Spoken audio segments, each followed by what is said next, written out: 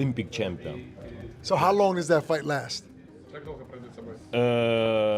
Listen, my opinion, it's 1 round. There's been some talk about possibly Joshua using Jake Paul as a tune-up to fight you. What are your thoughts on that? I don't know about tune-up. I think Jake Paul knocks him out. Think of that.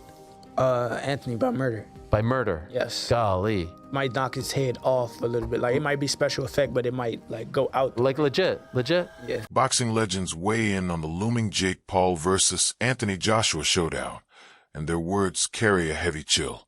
Usyk, calm and certain, insists this fight won't stretch beyond a single round. He's met Joshua's power twice, felt every ounce of it, and knows exactly what Jake Paul is stepping into. To him, this entire event is a money play, something flashy but empty, offering little true value to the sport he loves. Usyk believes Joshua needs just one clean opening to reveal the massive gap between them. In his eyes, this isn't a real contest. It's a quick ending waiting to happen, with Jake walking straight into a world far bigger and far harsher than anything he's known. Complaining about AJ taking that fight. Obviously, it's a lot of money, right? Yeah. Do you see something wrong with AJ taking that fight? This is just a lot of money. It's just a show. Right. This is not interesting sport because, guys, brothers, Anthony, it's Olympic champion. Right. Jake, it's just sportsman. Yeah, YouTuber. Jake do a lot of work. Special coach, special food, a lot of exercise, new. Yes. But this is guy don't have a mother fights. Right. Never Right. a mother fights. Maybe them wrestling, now professional, but Joshua, Anthony Joshua, it's Olympic champion. So how long does that fight last? Listen, my opinion, it's 1 round. Because Anthony, twice. My fight twice. Jab, Very hard. yeah, look. You know, this is, And still from his this fight. is jab. Tyson Fury steps in with a completely different energy, offering one of the boldest predictions anyone expected. He says, without blinking, that Jake Paul will knock out Joshua, an idea that sends a shock through the entire conversation because it breaks away from everything the experts believe. Fury points out that Jake is growing physically, lifting heavier, shaping himself into a sturdier, more dangerous fighter. To him, Jake's rise is real, and momentum can sometimes crush experience. Fury has always loved surprising people, but this time he doubles down, insisting Jake's confidence and rapid climb could create an ending almost no one is ready for. He refuses to see Jake as just an internet star, but as a man who has thrown himself into serious training.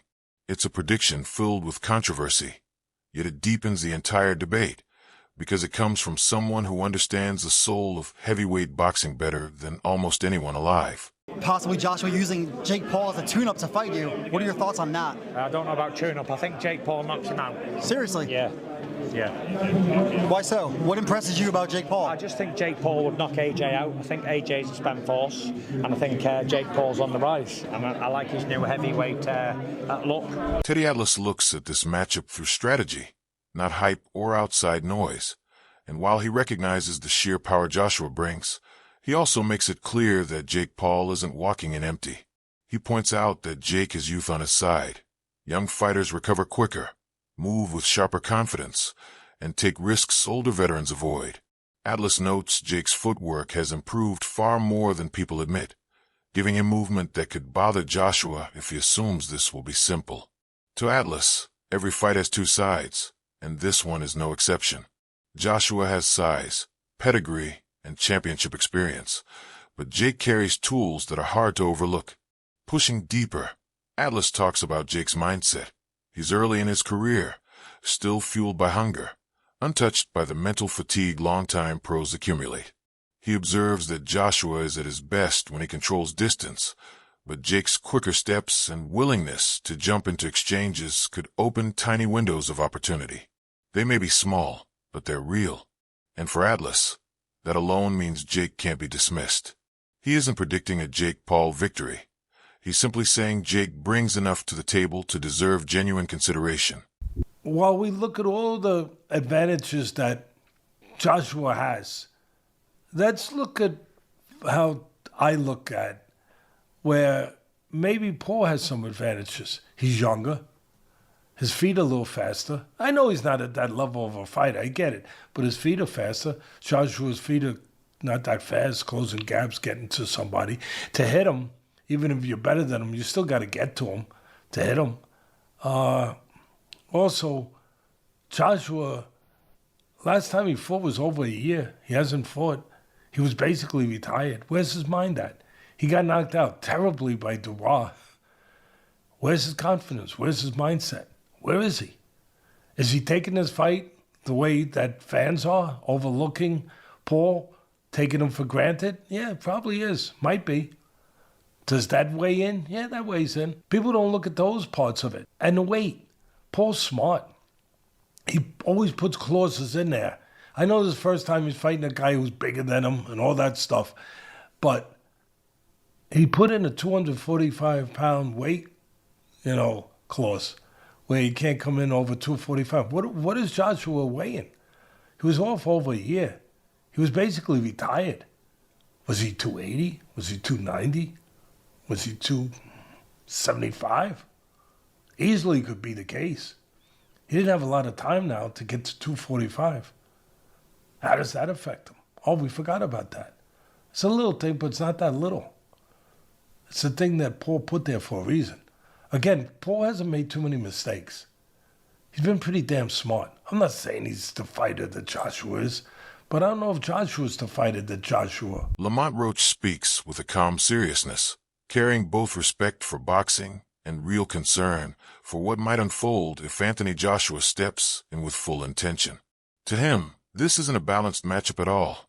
Joshua's natural strength and deep technical experience create a level of danger Paul has simply never faced. Roach explains that Joshua doesn't even need to unleash wild combinations for things to turn brutal.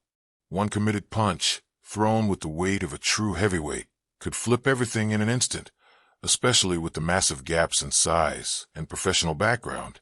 He emphasizes that the kind of power Joshua carries isn't something an influencer-turned-fighter can absorb without consequences, and that physical divide alone could put Jake in real, undeniable trouble. Excuse me. My first thoughts was this guy's crazy. Not gonna lie. But I get it. Coming from a guy who's not a true traditional boxer, and to be able to have a position where he can fight a former unified world champion, former Olympic gold medalist, and to do it on such a stage where Anthony Joshua was a superstar as well. I mean, like, he sold out the O2, twice. Absolutely. I think. So, I think Jake is setting himself up for,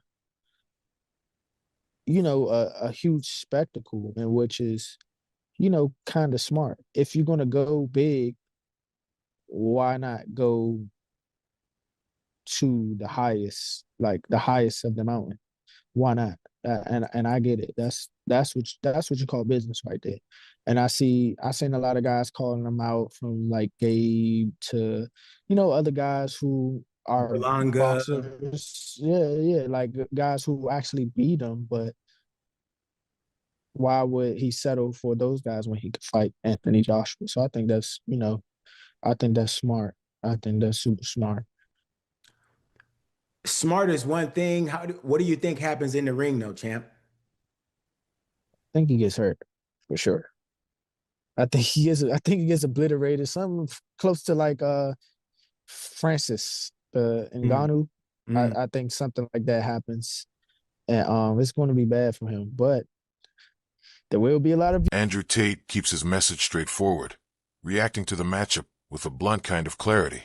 He says Jake has walked into an enormous moment, one that takes real courage, and he deserves respect for stepping into it. Tate acknowledges the risk Jake is taking, admitting that most people would never climb into a ring with someone as strong and seasoned as Joshua. For him, the final outcome isn't the main point. What truly matters is that Jake is pushing himself toward the highest level, showing an ambition very few fighters, whether influencers or professionals, would ever dare to show. Tate's response centers on courage, not predictions, and he believes Jake's decision to face such a challenge earns him genuine admiration on its own. One more things before I let you go. Jake Paul versus Anthony Joshua, your thoughts on this fight? And Mega won? Yeah, huge respect to Jake. I mean, we all know what should happen on paper, but it's boxing. So huge respect to Jake.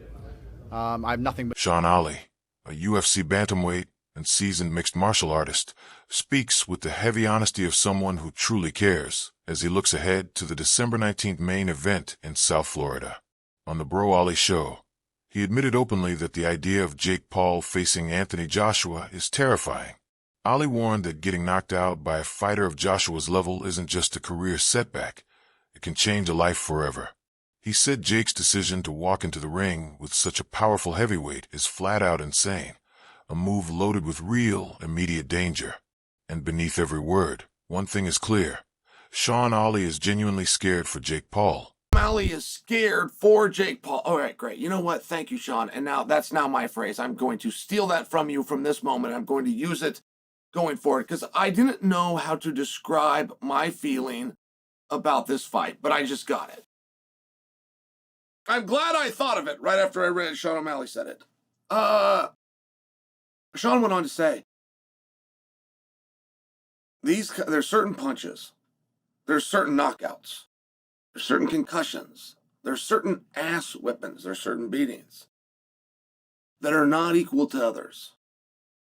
They're the kind of knockouts, of punches, of concussions, of ass whippings, and of beatings that change your life. They change lives. And O'Malley didn't elaborate on what that meant. But I know what he meant. I know what he meant. There is a confidence that a person has. From the guy that walks down the street, the most confident, he walks in the room and he's the man and he gets to live his life feeling that way and people will treat him that way. All the way down to the coward who walks his wife like he's weak, who handles everything sheepishly. The one thing those two guys have in common is that neither of them actually knows where they stand. Neither of them has actually tested that theory. They got all the rest of society to go along with it. Therefore, they don't have to test it. Chael Sonnen breaks things down with a calm, structured clarity as he explains why this matchup leans so dramatically toward Anthony Joshua. He lays out the facts one by one: size, power, height, weight, reach, and the years of professional experience Joshua brings, painting a picture of advantages that stack almost endlessly in Joshua's favor. Sonnen acknowledges that Jake has made real improvements, but he argues there's simply no comparison between the men Jake has fought and the elite-level Joshua has battled throughout his career. He stresses that everything here, from physical attributes to mental readiness, tilts heavily toward Joshua, and in typical Sonnen fashion, he strips away emotion entirely, leaving only the raw, blunt truth about the extreme imbalance between them. The Francis Ngannou performance. What if Jake makes it 5 rounds, 6 rounds? What if Jake made it to the distance? What if Jake won a round? Now, it's very hard to believe. It's very hard to imagine. I think it's the big struggle with this fight. I cannot, off the top of my head, produce a fight for you in any form of unarmed combat that drew, that was exciting, where the audience did not have a reasonable expectation, an expectation to some degree that, well, if he does this or that, there is a way for this guy to win. And that's usually pretty easy to do because nobody knows anything about fighting. Nobody watching this right now, none of you, my millions of viewers, not one of you has ever boxed. Not one of you knows someone in the family. Well, my dad was a boxer. My uncle was a boxer. No, you don't. Not only are you not a boxer, you don't even know of a boxer. Now, I only share that because when I come out and say nobody knows what they're talking about when they're talking about boxing, like, it's not meant to be an insult. You don't know anything about boxing. It was never taught to you.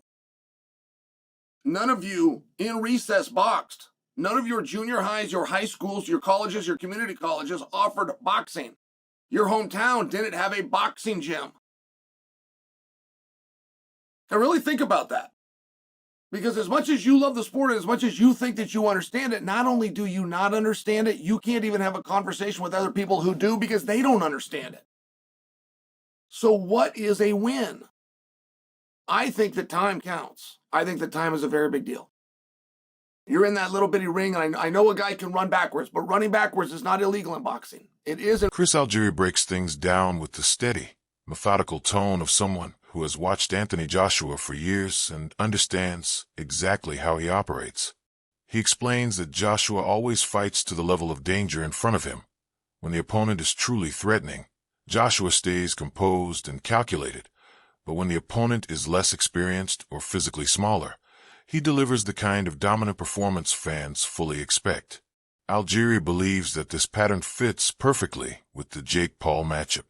He says Joshua won't take reckless risks, but once he chooses to move forward, he usually ends things with clean, decisive power. Algeri warns fans not to get confused. Joshua has always handled mismatches with the same focused efficiency, and he expects nothing different here. To him, Joshua's consistency makes him predictable in the best, most dangerous way possible. Reputation as an elite heavyweight. Do you understand the analogy I'm getting to, Chris? Yeah, and I agree. And but listen, Joshua's done this already. He fought a guy that he was supposed to destroy, right? And then he went out there and he destroyed him. And he didn't play with his food. Yep. He didn't say, okay, it was Ngannou I'm talking about, obviously. Of course. Who gave Tyson Fury fits and really had everyone questioning Tyson Fury's ability because he struggled with an MMA fighter in his pro boxing debut. Anthony Joshua didn't do that. He went out there and did what we all expected Tyson Fury to do, and completely wiped the floor with the guy. And if Joshua doesn't do that this fight, I agree with you, Jimmy. It's going to hurt his stock. It's going to hurt the way that people perceive him moving forward.